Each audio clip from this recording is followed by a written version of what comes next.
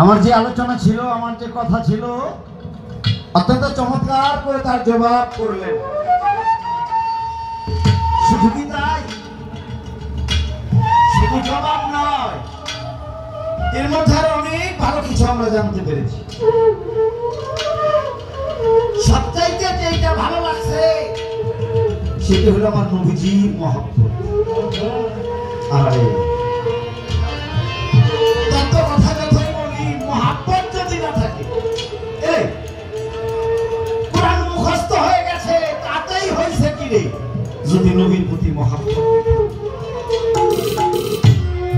প্রেম যদি না থাকে, মহব্বত যদি না থাকে, পাক পাঞ্জা দলের প্রতি প্রাণের চাইতে বেশি মহব্বত যদি না থাকে, তত্ত্বশাস্ত্র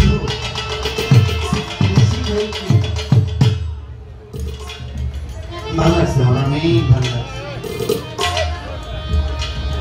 আমার কাছে তো বেশি কিছু চাই নাই, বেশি কিছু আমার কাছে চাই নাই, ওই ছোট্ট ছোট্ট বিড়াল।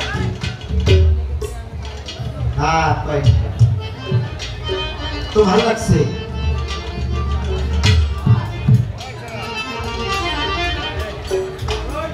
ওই ছোট্ট ছোট্ট বিড়াল বেশ কয়েকটাই আমারও ভালো লাগছে, খারাপ লাগছে না। আপনারা তো জানেনই, বিশেষ করে অল্প কথায় আমার ভালো লাগে না। না না, অত্যন্ত চমৎকার চমৎকার এই জিনিস হইল। আমার নবীজি মেহেরাজে গেলেন, যখন তিনি মেহেরাজে গেলেন তখন তার বয়স হইল 50 বছর 2 মাস 26 দিন। এই 50 বছর 2 মাস 26 দিন দিবাগত রাত। এরপরে তিনি মেহেরাজে যান। যেদিন মেহেরাজে গেলেন ওই দিন হইল চাঁদের 27, মাসের 27, হযরত আয়েশার 27, উম্মে হানির গর্ভ 27। তাই কেন এটা কয় মেহেরাজের সাথে 27 এর সাথে সম্পর্ক কি? এই যে মেহেরাজ, এই মেহেরাজের লগে 27 এর সম্পর্ক কি? এইটা হলো তার প্রশ্ন। মেহেরাজ হইল ভাবের বদল, মেহেরাজ হইল কুপন, মেহেরাজ হইল আত্মতত্ত্ব ভেদ, মেহেরাজ মানে দেখা, মেহেরাজ মানে মিলন, মেহেরাজ মানে ঊর্ধ্বে ভ্রমণ, মেহেরাজ মানে একটা ভিতর দিয়ে আরেকটা কিছু ঢুকে যাওয়া। এটা হলো মেহেরাজ। তো মেহেরাজের সাথে 27 এর সম্পর্ক কি? মিরাজ, আল কোরআনে আসছে মিরাজ। এই মিরাজ লিখতে আরবিতে 9টা হরফ লাগে। কয়টা? 9টা। মিরাজ লিখতে আরবিতে 9টা হরফ লাগে। আর এই মিরাজ শব্দটা কোরআন শরীফের ভিতরে আসছে 3 জায়গায়। কয় জায়গায়? 3 জায়গায়। মিরাজ লিখতে কয়টা হরফ? 9টা। কোরআনে আসছে কয় জায়গায়? 3 জায়গায়। এই হইল 3 নং 27। এই জন্য চাঁদের 27, মাসের 27, আয়েশার 27, উম্মে হানির 27, জমিনে তারা চাঁদকে দ্বিগুণিত করছিল এই দিনও 27। মেরাজে যে রইল 27 দিন, হায়াতও গেল 27 দিন, এনে 27। আরেকটা আছে কম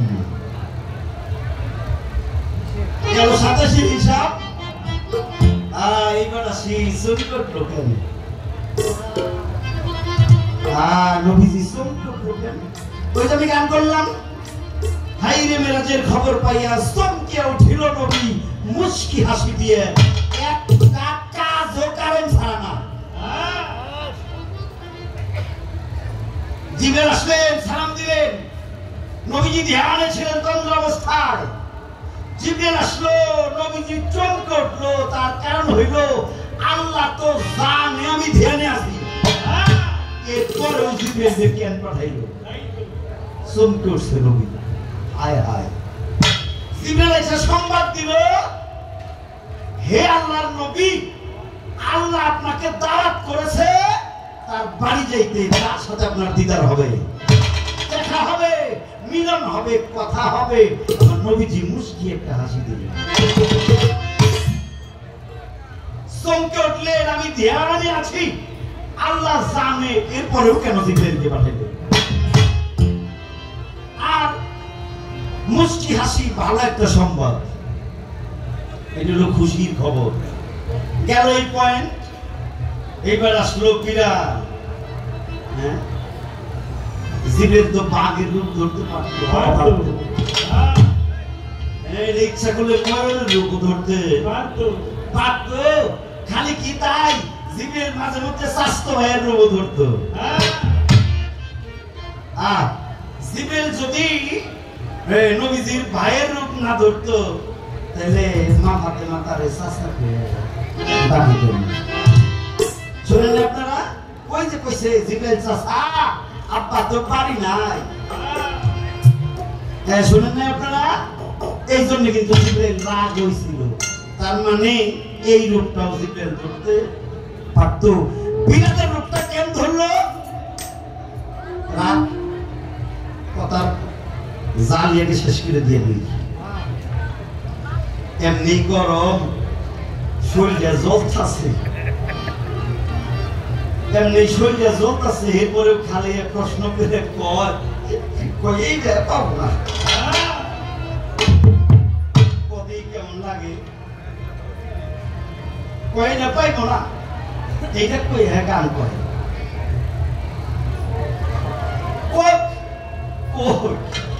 দুই চার কথা তো কইবই।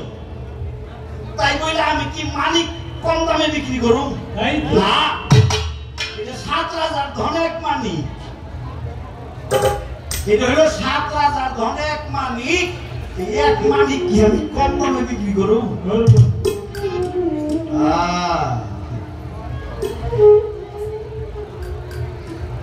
আরবের বুকে আগে তো জামা কাপড়, শার্ট প্যান্ট, তাই তুই গেঞ্জি টুপি এগুলো ছিল না। এরকম এরকম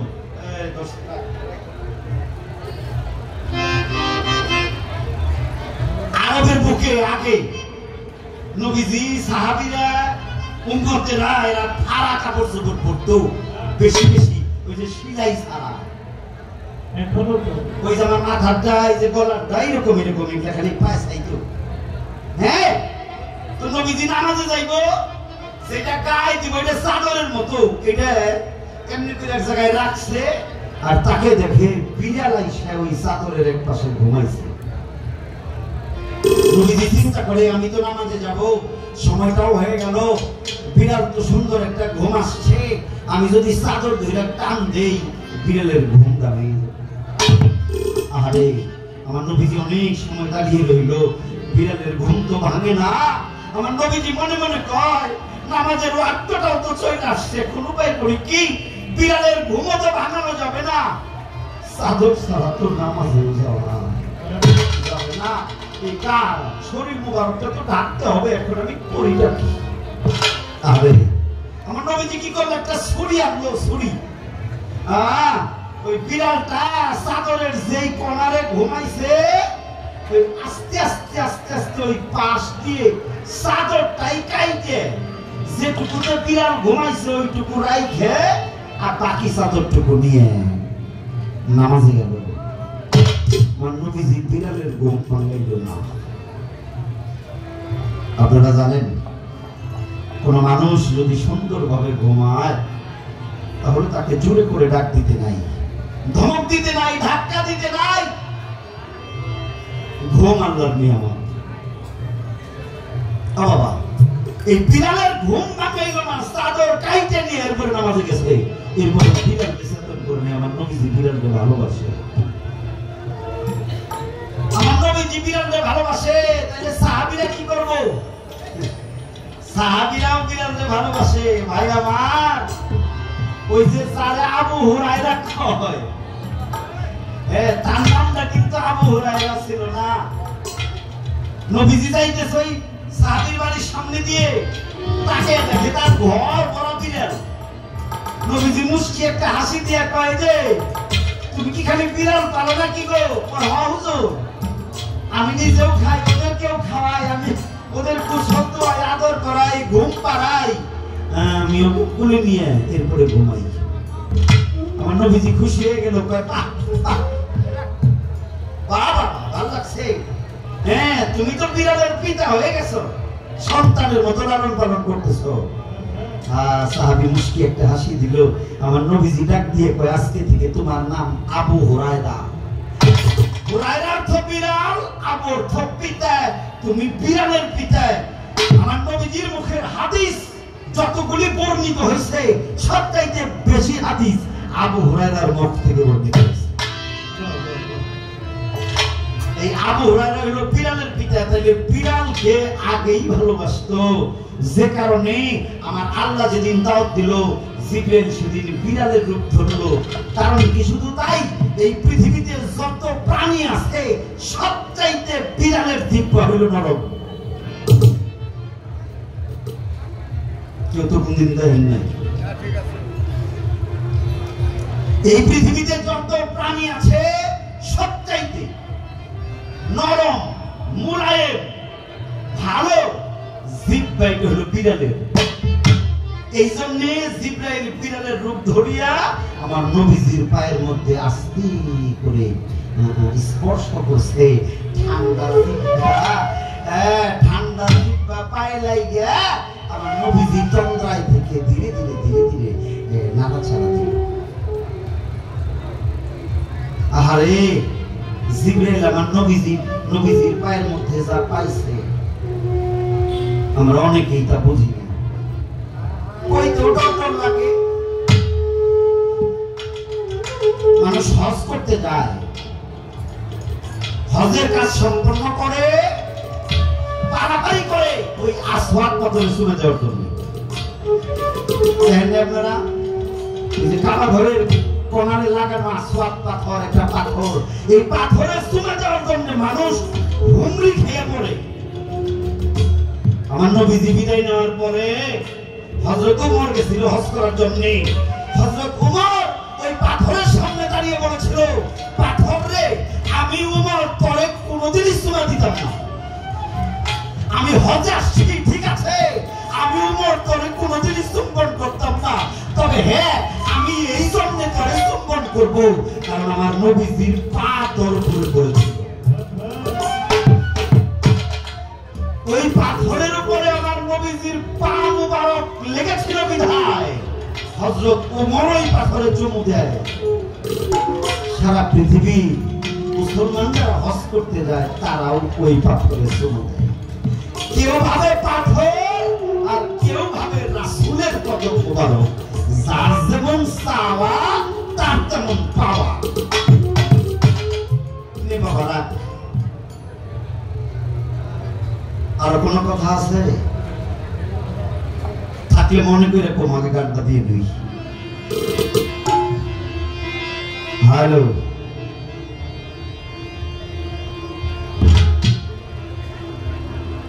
ওরে সেদিন সাগরে ছিল না পানি, খেলছে খেলা কাঁদে ওই পানি আনতে গেল জিবরাইলে নদীর কূলে, মারফতে নাই বাদাম তুলে।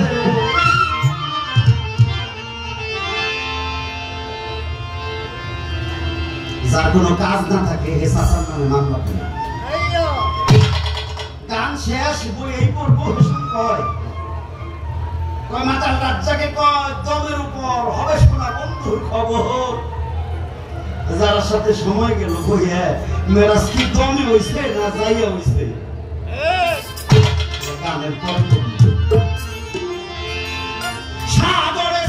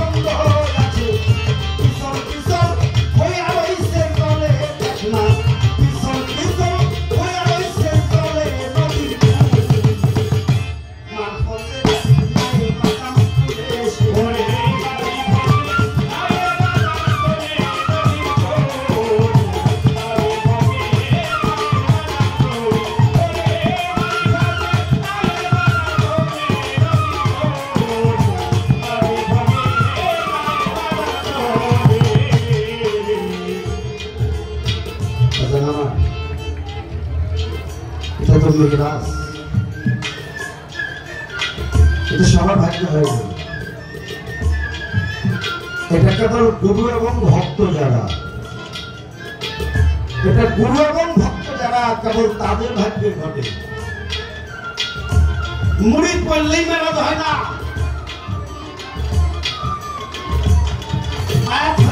মুড়ি ধর নাই, হাতে হাত দিয়ে তওবা করলে কলেমা পড়লে পায়াত হয়, মুড়ি ধরে না। পায়াত হওয়ার পরে মুড়ি ধরতে হয়। অনেকে একটু বই যাবার ঠিক করে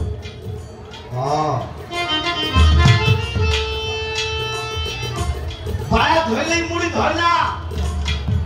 পায়াতের আবিধানিক অর্থ হইল প্রলয় বিক্রয়। আমি বিক্রয় হইলাম মুর্শিদের কাছে। মুর্শিদের আত্মতত্ত্ব নিয়ে যদি মরতে পারি তাইলে না মুড়ি দইব। মুড়ি মরা যে তারে মুর্শিদের তালিম নিয়ে যারা মরে জিন্দা থাকতে সে হয় মুড়ি। আর যারা তওবা কইরে হেইতে গেছে 2.5 বছর আর দেখা করে নাই। হ্যাঁ, অত পায়াতেই জুলুম, মুড়ির তনিক পড়ে।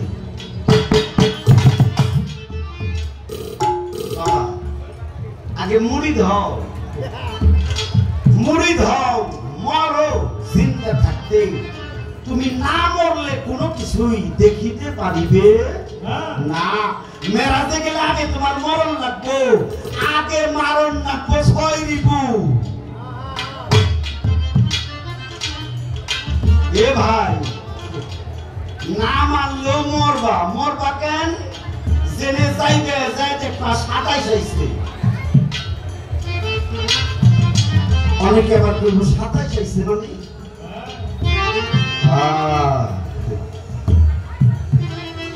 ঘরে যার স্ত্রী আছে, মা আছে, বিশেষ করে স্ত্রী, স্বামী স্ত্রী যদি মধুর সম্পর্ক থাকে তাহলে তারা ভালো জানে। বিশেষ করে তাদের 27-এ মা বোনেরা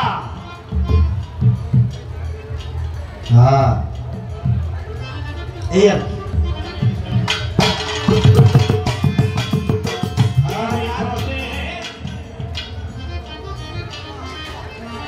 ধরছি, মরার মতো ধরছি।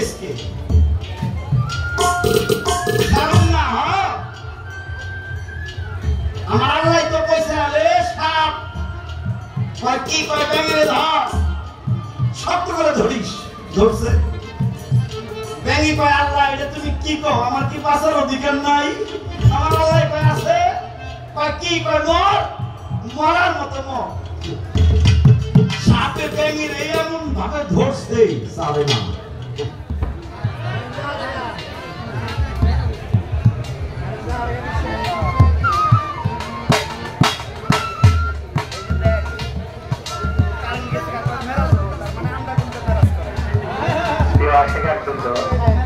আপনারা যার যার অবস্থানে অবস্থান করুন, একটু দূর আমাদের জেনারেলের ব্যবস্থা দেবেন।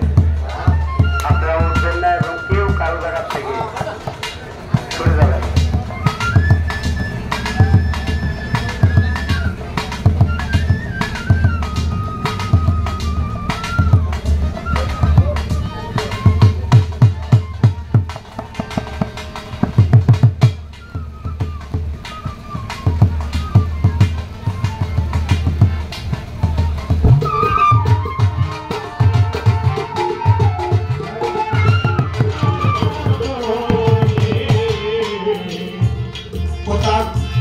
আঙুল ছিঁড়ে রক্ত ধরে, রক্ত গেলে মাটির পরে পানির জন্ম হইল সেইখানে।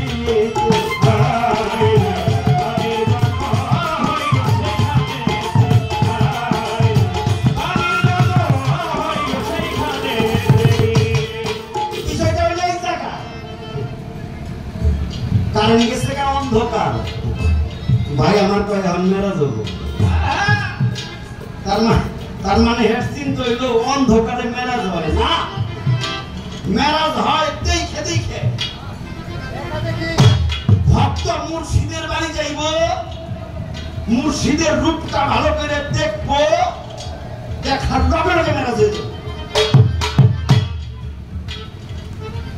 আমি তো কইলাম না যে একটার থেকে আরেকটার ভিতরে কিছু ঢুকে যাওয়া, ভক্ত যদি মুর্শিদের দিকে ভালো করে তাকাইতে পারে, ওইখানে যদি মায়া হয়, মহব্বত হয়, প্রেমের লেনাদেনা হয়, তাহলে মুর্শিদ দুইটা হাত বাড়িয়ে দিব, ভক্ত তার বুকে জাপ দিয়ে গিয়ে পড়বো, মুর্শিদ জাপ দিয়ে ধরবো, এই কলবে ঢুকে ওই কলবে কিছু ঢুকবো।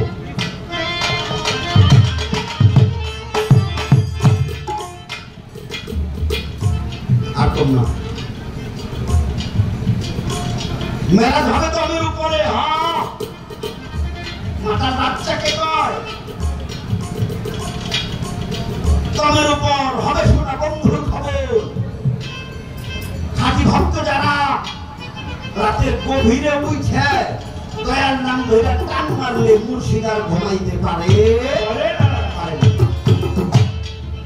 এটা দমের উপরে টানাটানি। তবে হ্যাঁ, আমার রসুল কি যায় নাই, গেছে ওই যে বুড়া রব রব সাথে জিব্রাইল গেছে, আমার রসুল গেছে, ইহাতে কোনো সন্দেহ নাই। তিনি চতুর্থ আসমানে গেছেন 312 জন নবী নিয়ে, সেখানে 2 রাকাত নামাজ আদায় করছেন। 2 রাকাত নামাজ হইল 4 সেজদা, আর আমার নবী 2 রাকাত নামাজ পড়তে সেজদা দিছিল 22 টা। চেষ্টা করলাম আলোচনা করার জন্য। আমার ভাইয়ের কাছে জানার ভাষণা নবী চমৎকার। আল্লাহ যদি আলী ভর, নবী হইছে মিম, মিমে মুহাম্মদ, আলিফে আল্লাহ, মিমে মুহাম্মদ। টপ করে কর আল্লাহ হইল আদম সূরত। এই বাদেশ না, বাদেশ না, বাদেশ না। আল্লাহ যদি আদম সূরত হয়, এটা প্রশ্ন না, এটা পয়েন্ট।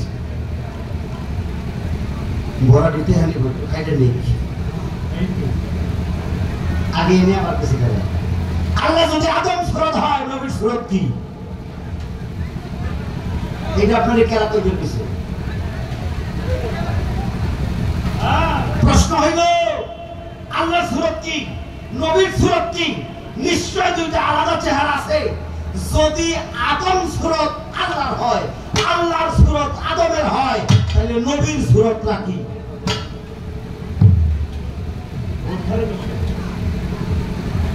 এটা হলো পয়েন্ট। তার কথা থেকে জানা দরকার, নবীকে আলাদা করে দেখাইতে হবে। রসুল হইলে বলতাম না, যেহেতু নবী, নবী হইল নূতন পয়দা করণে ওয়ালা, নবী হইল নূতন খবর দেওয়ানে ওয়ালা, নবী হইল নূতন সৃষ্টিকরণে ওয়ালা। নবীর সূরত জানা দরকার।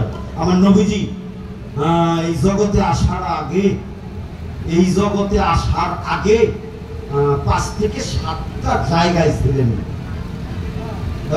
শরীফ নবীজি এই পৃথিবীতে আসার আগে 5 থেকে 7টা জায়গায় ছিলেন। এই যে নবীজি 5 থেকে 7টা জায়গায় ছিলেন, প্রত্যেকটা জায়গায় আলাদা আলাদা রূপ ছিল, আলাদা আলাদা নাম ছিল, আলাদা আকৃতি ছিল। এই একটাই প্রশ্ন, কইবেন এই 7 জায়গায় কোন জায়গা, কোন জায়গায় কি নাম, কোন জায়গার রূপ আকৃতিটা কি? এক তরকারি দিলেন, খেয়ে হোক, ভাত খেয়েও তরকারি বেশি হবে।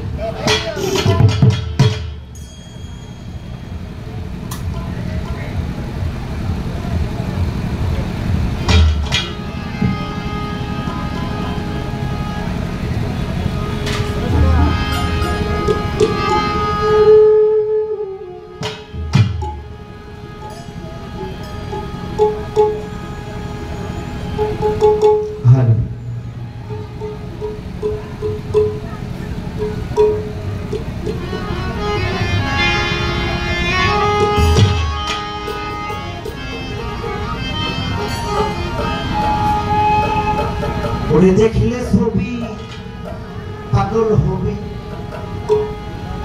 এই ঘরে রইতে পারবি না, দেখলে ছবি পাগল হবি।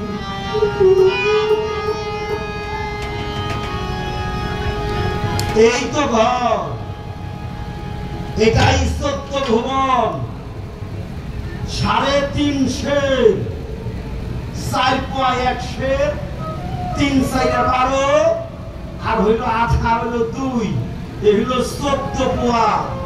এই 14 পোয়া মাটিতে হইল মানব দেহ, এইখানেই 14 সেজদা, কোরআনেও 14 সেজদা। খেয়াল করে এনেই কাম, বাইরে ঘুরলে তেমন কিছু পাওয়া যাবে না। তুমি মিরাজ করো, ঘরেই আসে, গোড়াকে চলবা, ঘরেই আছে, আসমানে যাইবে, ঘরেই আছে, যাইয়ে বেহেশত দুদক দেখবা, ও তোমার লোক এই ঘরেই আছে।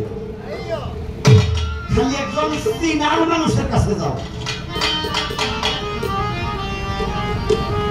আমাকে কেদা কয় বাবা, আমি কই কি, আমাকে নোটসাত আমার জিগায় বাবা চীন দেশে যাওয়ার লাগবো।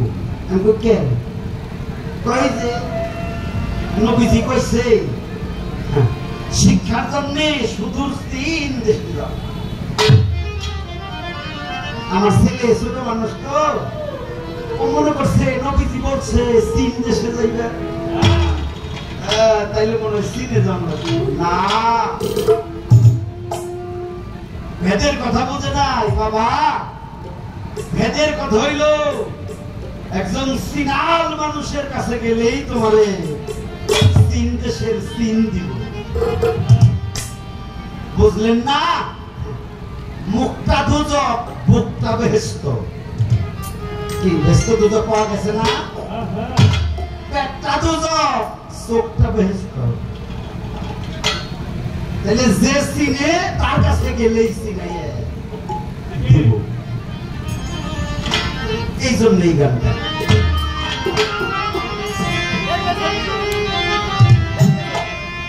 এই সত্য ভূ